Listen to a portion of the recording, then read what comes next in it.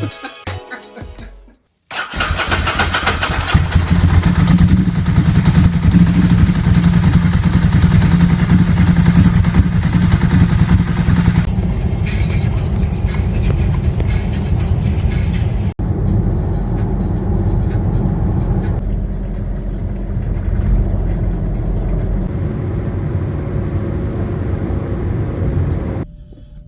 to the video. So, where are we? We're in the middle of a ferry at the moment. It's about 5 o'clock in the morning and we're on our way to somewhere in the Dolomites. It's set off about midnight, so we're probably due a bit of sleep because we haven't had much. This is Chris. Your V4 is his in the back. The mistress is in there as well. Got to first get off the ferry. I'm just about to get off, hopefully. Not bad crossing. We'll drive to Luxembourg, I think. Stop, get some fuel, and then carry on down to the Dolomites. First stop is Vigo di Fassa. On from there, well, we're going to spend a couple of days there, hopefully. And then down to Rimini for World Ducati week. So I'll have 3 or 4 days there as well. So hopefully it'll go nice and smooth as on so far, and we'll catch up in a bit. So here we are off the ferry and into La Francais. Sort of schlepped through to Belgium initially, planning to get some fuel in Luxembourg because it's nice and cheap. And then hopefully smash some autobahns through Germany. This is the accommodation, I think it is. It cost a few quid, that did. It was originally meant to be in France. They decided to put it in Belgium instead. I'm just racking up the miles to try and get there as quick as possible. Right, so just over 12 hours in. It's just clicked over midday. We're done about 500 miles so far. That's driving, not including the ferry. It's getting nice and warm, and the aircon's decided to pack in, which is really, really great. So, whereabouts are we? A place called Siebelingen, if you know where that is. But the autobahns, where we're making some good progress, is giving way to 70 kilometres an hour limits. So it's currently saying that we'll be there by 8:30 to 9. We've got 600 k's to go, and just over 8 hours. So let's see how we get on. Might notice a driver change. Might fall asleep. Might not. What was that I said about autobahns? I think we got a GPS verified 113 miles per hour out of gale, and then it decided to rain, which was great. Also, it's showing on recording, there's a little bit of driving there, but is that a wheel bearing I can hear? Comments below. I'd be lying if I knew where this was.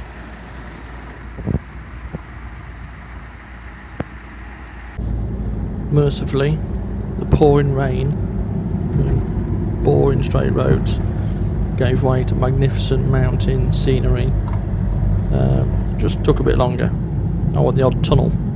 There's quite a few of those. Another driver change, and that athletic specimen has now taken the wheel again. Ready to enjoy some hairpins. Wouldn't fancy piloting one of them trucks around there. There were a few of these. They didn't get really bad till we got closer to the destination. But yeah, interesting at times.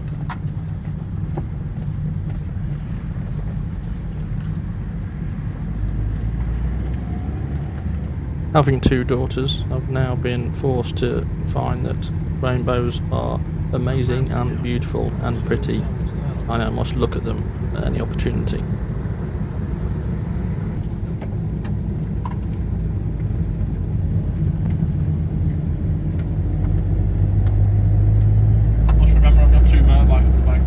Now this book must be like taking a GS on tour when you get to the nice roads. You find actually it's rubbish when you get there. That might be a joke, might not. Decide for yourself. Needless to say, regardless of the fact that they had 2 bikes in the back, it was quite nice driving some of these roads, even in the van.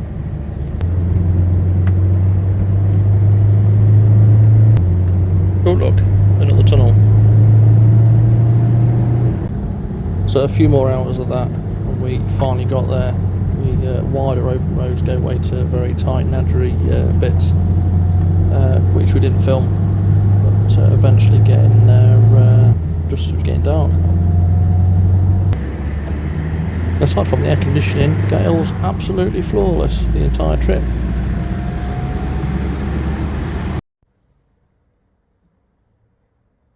Good morning. This is the morning after the night before. We finally got through after 22 hours of travelling. I think it was 7 countries, 860 miles in the van. Got here. What time was it last night when we got here? It was about 9 o'clock-ish. 9 o'clock local time. So 8 o'clock UK time, or 8:30. Nipped out for a bite to eat as soon as we got here, and basically passed out in the rooms, which was actually quite nice. I'll show you around later. But the biggest thing about where we're staying is probably what you can see in the reflection. Is that absolutely epic? And there's loads of that around here.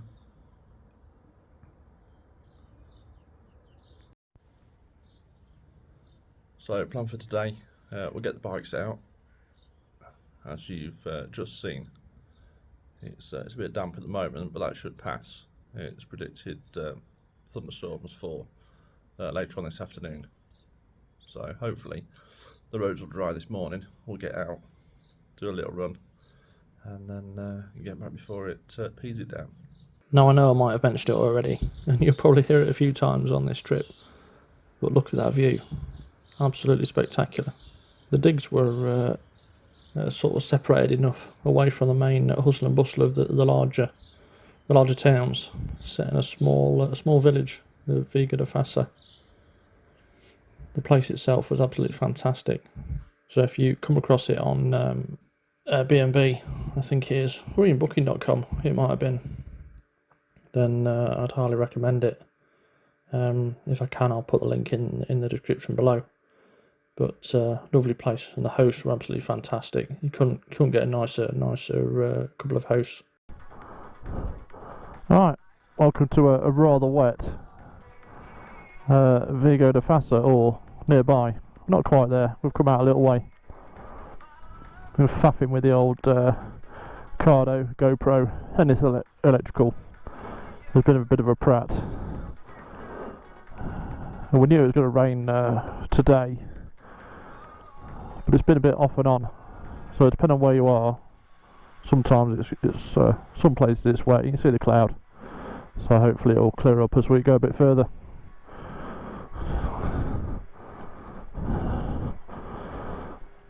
We've turned off the Cardos because Chris could hear my music.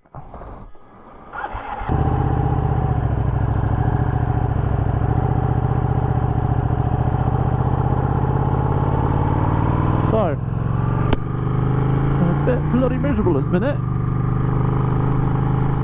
Oh, speaking of electrical issues, the other thing that didn't play ball was the gear position sensor. I did have an issue with it last week when I washed it.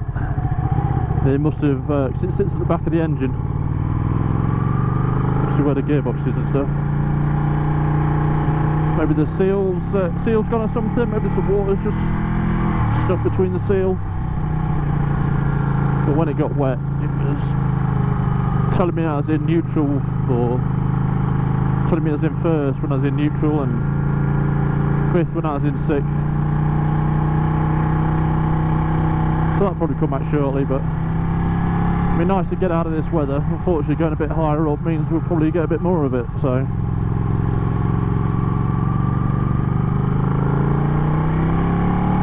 we get on. But right now, it is bucketing it down. Actually still fun though.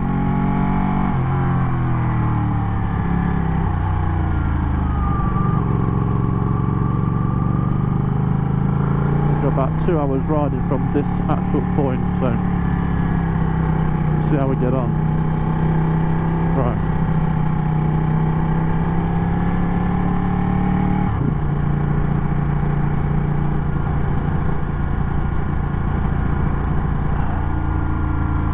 It's a bit difficult to gauge how the rain is going to come actually. Because where we're staying, it's in the middle of a, not in the middle of a valley, but almost.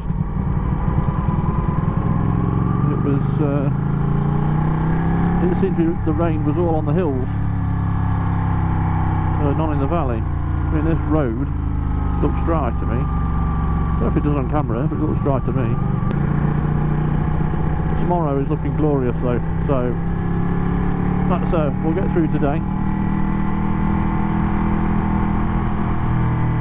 Give the bikes a bit of a clean. Hopefully get the leathers nice and dry as well, and then we'll be golden. Just checking, you know that feeling you have when you think you left a pocket open? We're all closed though. So like I say, we've got a bit of a better run tomorrow.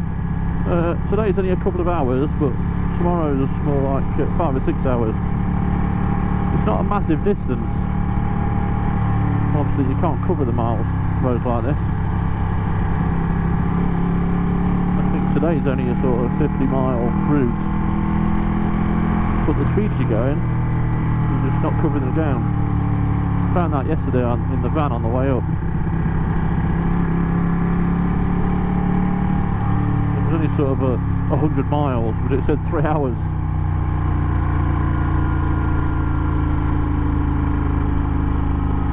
Well, although we did make good time,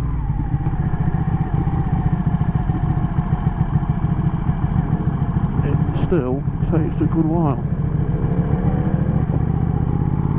Cautious round bends like that. Lots better than dry. You can scoot round.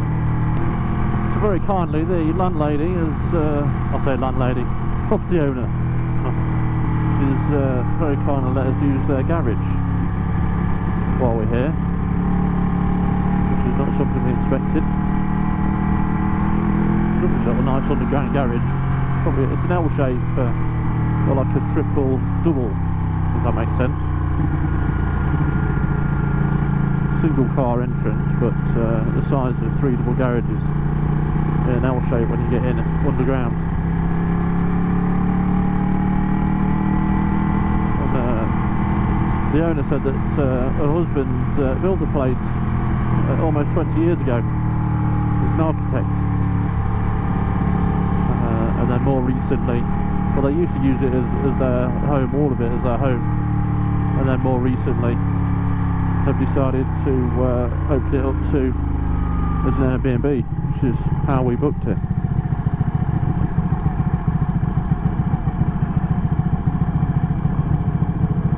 Steering lock is not fantastic on sports bikes. It's even worse on this. It stopped raining. It's spitting ever so slightly. This road's almost dry. I don't know if you've ever done any roads like this. I can't say I've done a million. Mainly when I did a trip to Germany. But anyway, I found going uphill far easier than going downhill. What about you? It feels less confidence inspiring on the way down. And I'm not sure if it's most people, but I'm one of those that worries about the front a little bit. Being dry, wet or whatever. There we go, in neutral. Even though I'm in second. Gear position sensor's gone again. And what happens is, when it's in neutral, it changes the throttle mapping. There's a throttle mapping per each gear. I mean, it's okay when I go into first, it is first. So I get an expected amount of throttle when I want it. But as soon as I change into another gear, and the mapping's all off. The higher the gear, the softer the throttle opening for some reason. Well, that's how it seems to feel. But definitely when it's in neutral, so I go up second, and I go in neutral, and the throttle opens more than it was. So that's lovely for a bit of control. Turns the throttle into a bit of an on-off switch. So now I'm in third, although it's giving me throttle mapping for second. I know, Ducati. Although clearly I'm going to defend the Ducati. But to be fair, since I've had it, what's gone wrong, probably covered it in another video, but if you haven't seen those. So I've had the BBS go, which is like a secondary ECU which lives under the seat. That was water related, just went a bit crazy. It was just after I got it, just after I bought it, so that was replaced under warranty. Map sensor's gone. Had that replaced. So more recently, I've changed the starter motor. So it is now a 12-13 year old bike. So yeah, a few things have cropped up. I'm not going to like this one, I'll be honest. This doesn't look fun. Not in this weather.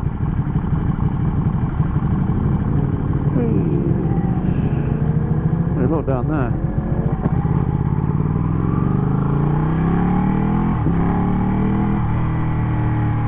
I didn't move the throttle at all when I changed gear then. Did you notice it picked up? Get it in third.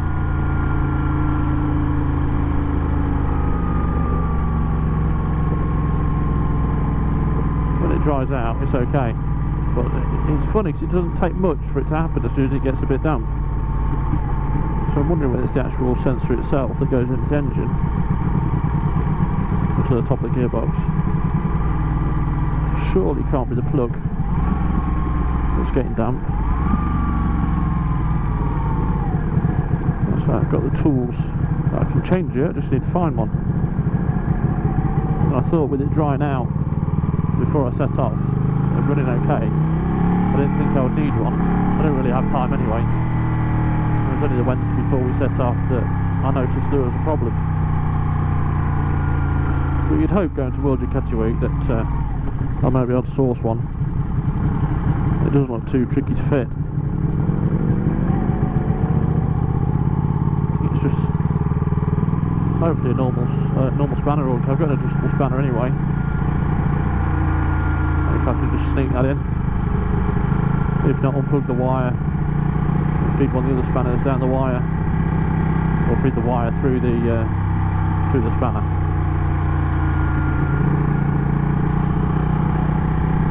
If that's making any sense at all to you. Yeah, we should be okay to sort.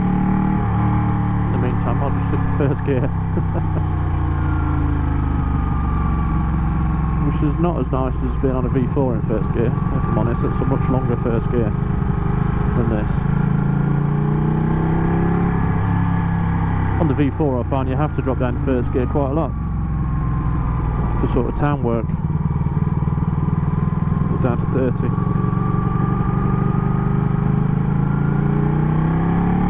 Watch, stand. Oh, it started working again.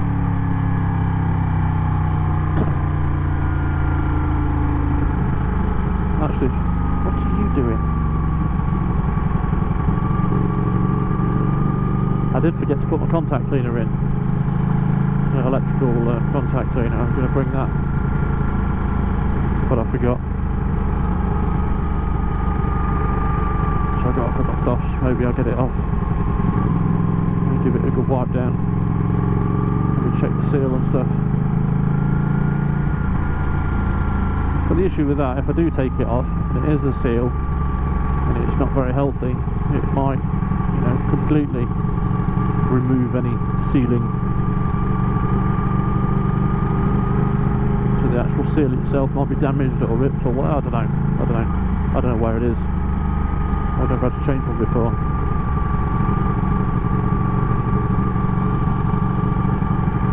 We'll see. This is an obvious thing to say, but everything really does look so different. So, you know, what's a shop, what's a hotel, what's a set of apartments, what's a residential home? It really is difficult to tell what's what. Speed camera. Got like a sci-fi dusty bin. One for the oldies, not the kids. The white walls, wooden balconies, wooden shutters.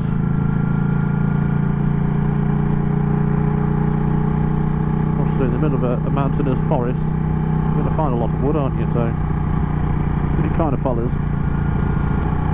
Good position sensor seems to have calmed down, which is nice. And Chris can't hear me on the Cardo because I think I mentioned mine's just keeps transmitting another thing that's broken. Sort of like electrical things. It's not as if I've used the Cardo. I mean, I've had it for a couple of years, but bear in mind the number of trips that I've done. I haven't done that many thousands of miles with it fitted, and why would it break just doing what it's meant to be doing? But I have to use the Velcro cable tie to press it onto the connector, otherwise I don't get any sound at all, and there's no output from the microphone.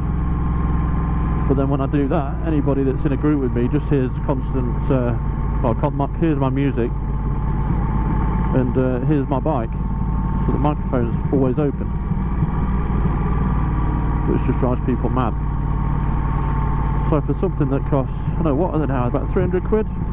Not even more than that now, for the new, is it the Edge? Yeah, it's quite a pricey bit of kit for something that has given it the go so soon. But as soon as all my mates have got one, then I'll probably have to get another, which I'm not really looking forward to. Hopefully this time it'll not break and I get many thousands of miles use out of it. I've got to assume today then that the rain is set in. So all the ride is going to be in the rain.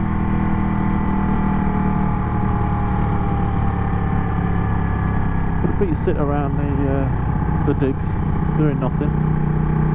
I mean, that's quite nice as well. A nice break from work. Chance to relax a little bit. The speed, well, I definitely haven't worked out the speed limits. I'll be completely honest about that. Because that'll say 70, and I'll look at Waze, which normally is quite decent for speed limits, and Waze will say it's different, but no, that's definitely 70. And then you see that one there, back to Nationals again. So let's see what Waze says about that. Is that 90? Something like that. But to be fair, that's about all you need on these roads, which look dry. My eyes are not deceiving me. The rain's calmed down.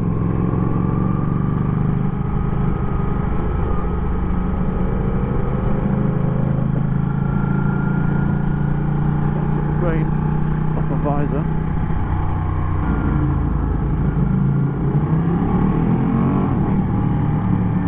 Yeah, position sensor's broken again. There's a long old tunnel.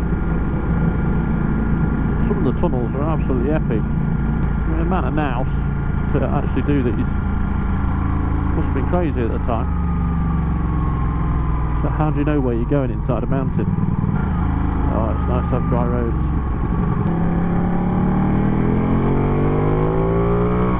Yeah, back to the rain again. That's a lot of rain. If it carries on like this, then it'll be quite miserable. This it's about the level of rain where it just starts getting you soaked through. Right, so unless something interesting happens, I shall end this bit of the video right here. Well, if that survived the cutting room floor, that probably won't be the most exciting of videos rolling around in the pissing rain. We've got a little damp today, hence only doing the outro now. Pretty much got fed up of it and turned the cameras off, if I'm honest. So we've dried the kit. We've been out for a bit of pizza and come back. And the weather's looking good tomorrow. We'll get the bikes are clean and then set off a nice route tomorrow, which I'll flash up on the screen if I work out how to do it. So that's it for this one. We'll see you next time. Remember to like and subscribe. Bye. Say good night, Christopher. Good night.